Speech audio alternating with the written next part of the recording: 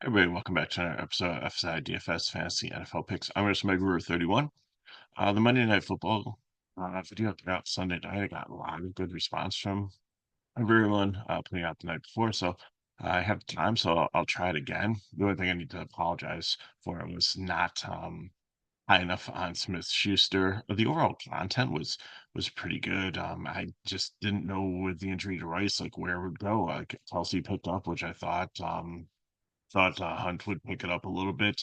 I thought Worthy would, but it seems like maybe they keyed in on Worthy. I thought Watson was going to be the guy, just based on some previous performances, but Smith Schuster rose to the occasion. So we'll just have to see how that plays out going forward. So good division rivalry, nice total, almost 50. Like where last week, I think we were barely scraping 40 with the total and betting the under on it. So San Francisco at Seattle. So should be a decent game. So let's look at just a couple stats before we get into the breakdown here. So passing offense, San Francisco ranked third with 284 um, yards per game, and Seattle's number one in the NFL at 289 yards per game. So should be a lot of passing in this one. Rushing offense, San Francisco ranks eighth at 123 yards per game, but Seattle's struggling. They're fourth worst in the NFL with only like 78 yards per game. So definitely something to maybe avoid the running backs in this game here for Seattle. Defensively, I think both teams are decent. Against the pass, Seattle's actually seventh, and San Francisco is 11th. So it should be kind of interesting. You got two teams that are um, top three in the NFL in passing, but both top 11 defensive against the pass. And for rushing yards per game, I think they're both middle of the road. San Francisco's 14th, Seattle is like 21st. So they're in kind of the bottom half.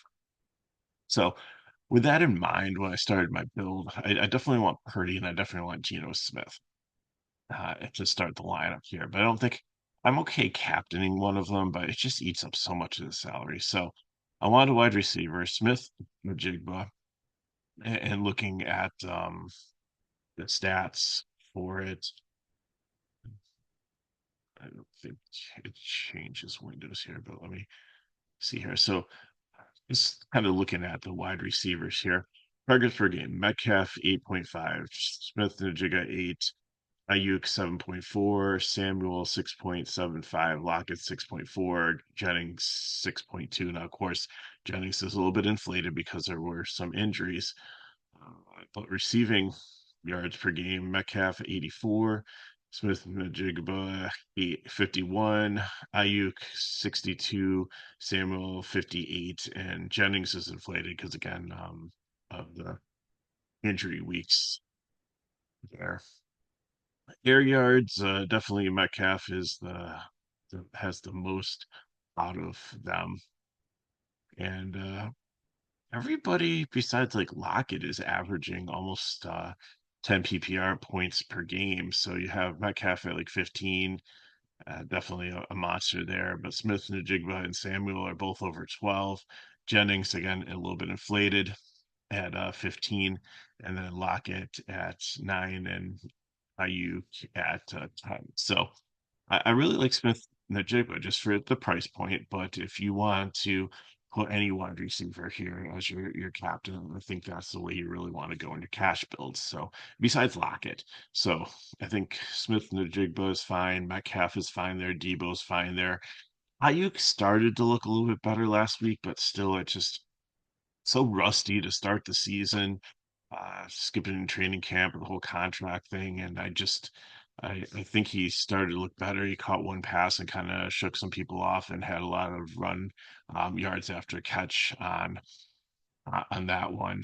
So he's starting to put it together. So I think he's in the conversation now for cash captain, but I have him in the GPP because I think that's where I feel most comfortable playing him. So that's why I think I'm going to start off cash. And then you can still get some more studs in there. Mason, I'm probably not going to put into my catch lineup. If you can fit it in, then I'm perfectly fine with that. I think it's figure out like who you want to pair like with Purdy as your fourth guy in. So is it going to be Debo? Is it going to be Kittle? Is it going to be Ayuk? Do you want to go Jennings and go cheap? It looks like Conley might miss the game, so that's really, kind of makes him the fourth or fifth option there with Mason catching a few balls out of the backfield. But that's still pretty solid. So I think that's where you want to go. And then usually I fill in with kickers, but I just don't know if I really want to do it. San Francisco, Mooney got injured, and it was huge because like it kind of cost them the game, like, because they just couldn't like pick the ball, and it was just like a complete mess. Did they end up losing that game? I remember watching it. There's just like so much football going uh, on Sunday, but it was just and whenever a team loses their number one kicker, and like the punter did go out there and kick a field goal, but it was like a short little chip shot thing, so it was pretty easy to make. But yeah, they lost the game by 1 point to the Cardinals. And again, I think it was the kicking game was a huge factor in that loss. But Matthew Wright, he's kicked for Pittsburgh, he's kicked for Kansas City, he's kicked for a couple NFL teams. The stats on him weren't too bad. I think he was somewhere like 35 out of 39 field goals. I think he had like a 59 yarder, so he's not a scrub by any means. But then again, with if these teams seem to be with a high total might be scoring more touchdowns and going for field goals. So I don't know if I really want to fill in with kickers with the San Francisco side with the situation, but I think he's going to be okay. But Myers definitely, I think, for a cash fill in there. So for my GPP build, I'm going to go with the running back because again, if it's like going to be a passing script, that's going to be something a little bit different, a little contrarian. So Mason is the captain, Kittle, and then Lockett I get lower owned. I'll probably still in the GPP try to get quarterbacks in there to one or two of them to pair, and then see what I have left for value. But I think San Francisco D would be if you're building it as like a San Francisco onslaught and just like maybe lock as a run back.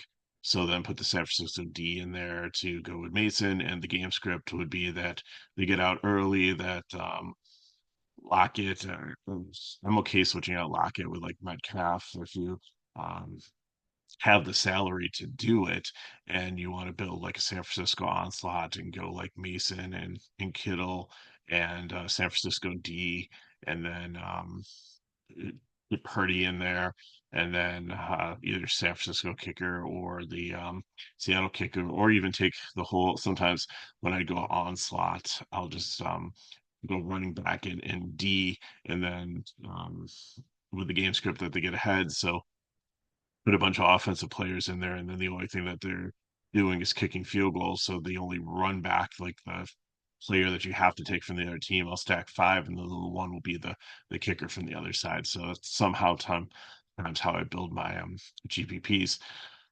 So again, I said Ayuk. I think it's a GPP. If you, I can trust him in cash. If you want to make him a captain, I'm fine with that.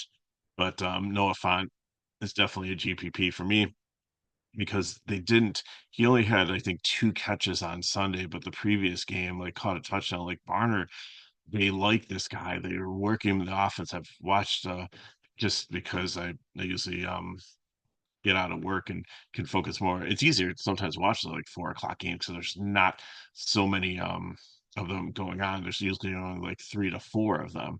So like Seattle playing in that time zone, it's easier to see some of the games. And I've seen a couple of Seattle games this season and just see that even though he's not showing up in the box score, like the balls are going to Varner, and they really want to. I'm not saying this guy is Kittle. I'm not saying this guy is Travis Kelsey or like, or Gronk are going to be like the next greatest thing. I just uh, don't feel confident in Fant, and I think Barner is going to be on the rise. So just continue to watch him and be ready because I think he can do some pretty cool things in the future. Potentially. So I love playing him as a punt whenever Seattle is on the slate for like a showdown. So the contrarian build is obviously going to be the Seattle running game, which has been not good. But Walker 3 was out, and then Charbonnet was filling in, and it's damn decent offensive line. But I just think that with game script and being behind, and they've just been like pass it. And they just haven't taken time to establish the run. They played a couple of pretty good run defenses. So, but maybe it does go contrarian. Like Seattle is a different place to play in, and San Francisco, maybe they come in reeling, short week, reeling after the loss to Arizona.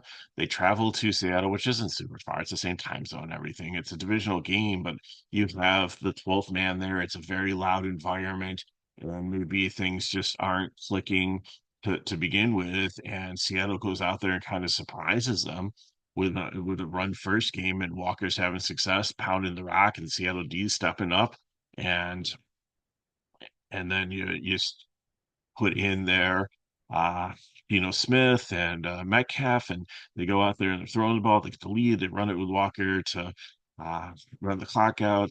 Seattle D and then you just run it back with the kicker, maybe like throw in there like Purdy or Mason or something if you got extra salary, because you have like 8,900 left if you take those three. They're rather cheap. So that's how I kind of build that one. It's like kind of as a Seattle goes out there and surprises them. So I definitely like with some of the fill-ins and trying to get like Smith in there and a Seattle wide receiver, and just go with the San Francisco kicking game. Just like the game turns into a disaster for San Francisco. They're having an off game. They have a clunker. Seattle D rises up and looks like it did not last week versus the Giants by any means.